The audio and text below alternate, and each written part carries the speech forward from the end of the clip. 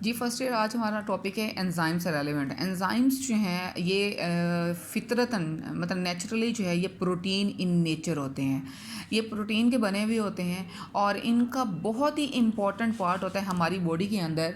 और ये काम करते हैं, ये speed up the chemical reaction.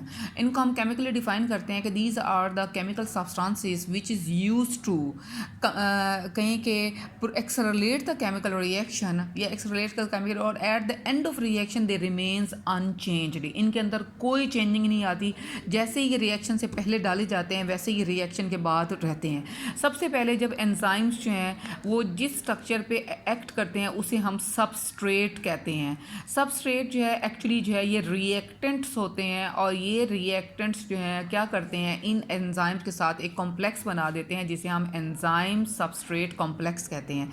ये एंजाइम सबस्ट्रेट कॉम्प्लेक्स जो है इस सबस्ट्रेट को जो है वो प्रोडक्ट में कन्वर्ट कर देते हैं, और उसके बाद खुद जो है वो अनचेंज जैसा डाला था ना वैसा ही ये निकल आता है। मतलब एंजाइम्स के बारे में हम लोग ने ये कहा कि ये जो most important biologically chemically active group होते हैं एंजाइम्स का, प्रोटीन्स का, जिन्होंने क्या करना होता है, ये केमिकल रिएक्शंस की एफिशिएंसी को इंक्रीज़ कर देते हैं, और एफिशिएंसी इंक्रीज़ करने के साथ eight the end of the reaction जो है ना ये रिमेन्स अनचेंज रहते हैं।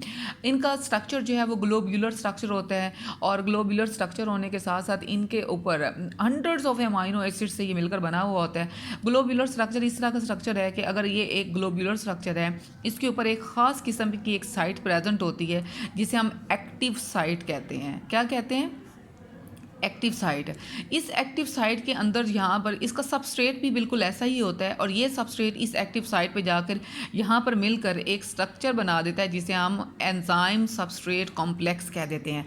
ये एंजाइम सबस्ट्रेट कॉम्प्लेक्स जो है ना वो आपस में मिलते हैं, और ये जो उसका ग्लोब्यूलर स्ट्रक्चर है एंजाइम का, ये जो है इस एक्टिव साइट को इन सबस्ट्रेट के साथ जब वो यूनाइट कर देता है तो उसको प्रोडक्ट में कन्वर्ट करने में बड़ी रोल प्ले करता है।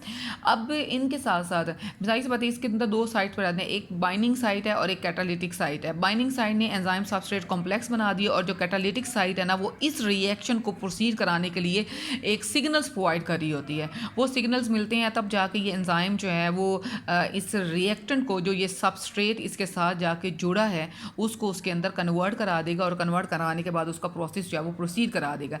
ये इसके अंदर क्या है, इसका एक केमिकल प्रोसेस है जो केमिकल प्रोसेस होने के साथ उसको कंप्लीट करवा देता है। इसकी ना कुछ करैक्टरिस्टिक्स होती हैं, बेसिक जो एंजाइम की करैक्टरिस्टिक्स हैं। सबसे पहले आपने एंजाइम को डिफाइन करना है कि एंजाइम एक्चुअली क्या होते हैं, प्रोटीन इन नेचर होते हैं, और they used in a chemical reaction in order to accelerate the chemical reaction, और at the end of the reaction they remains unchanged.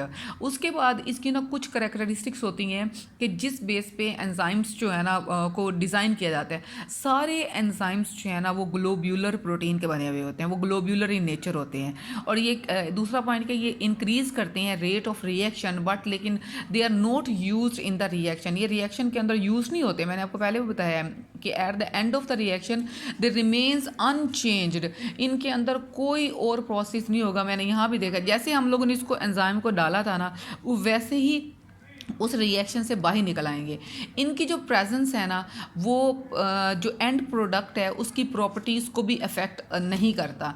Small amount of enzymes जो है वो रिक्वायर्ड होते हैं, और सारे एंजाइम्स जो है वो स्पेसिफिक होते हैं अपने एक्शन में, कि अगर ये वाला एंजाइम है ना उसने सिर्फ इसी एक्टिव साइट को जो है वो कहीं के कैटल वो मेटाबॉलिकली जो है ना वो कन्वर्ट करना है। अगर कोई सबस्ट्रेट इस फॉर्म का आ जाता है, अगर इस फॉर्म का सबस्ट्रेट आएगा तो एंजाइम भी इसी फॉर्म का ही आएगा। अगर सबस्ट्रेट इस फॉर्म का है तो एंजाइम भी इस फैमिली। देखिए हर एंजाइम स्पेसिफिकली काम करता है, और कुछ एंजाइम्स जो होते हैं ना वो पीएच में चेंज आ जाए, टेम्परेचर में चेंज आ जाए, या सबस्ट्रेट की कंसंट्रेशन में चेंज आ जाए तो उनके अंदर बड़ी चेंजिंग्स आ जाती है। और वो चेंजिंग्स जो है वो जाहिर सी बात है अगर वो फॉर एवर हों तो वैसे ही जो इसका ये जो 3 डायमेंशनल या ग्लोब्यूलर स्ट्रक्चर होता है एंजाइम्स का, वो उसको डैमेज कर देते हैं। और बाज़ औक़ात ये होता है कि कुछ एंजाइम के अंदर कुछ और स्ट्रक्चर्स भी रिक्वायर्ड होते हैं उसकी प्रॉपर फंक्शनिंग के लिए, उन्हें हम को फैक्टर कह रहे होते हैं। को फैक्टर के बारे में जो है हम लोग नेक्स्ट चैप्टर में नेक्स्ट टॉपिक में देखेंगे।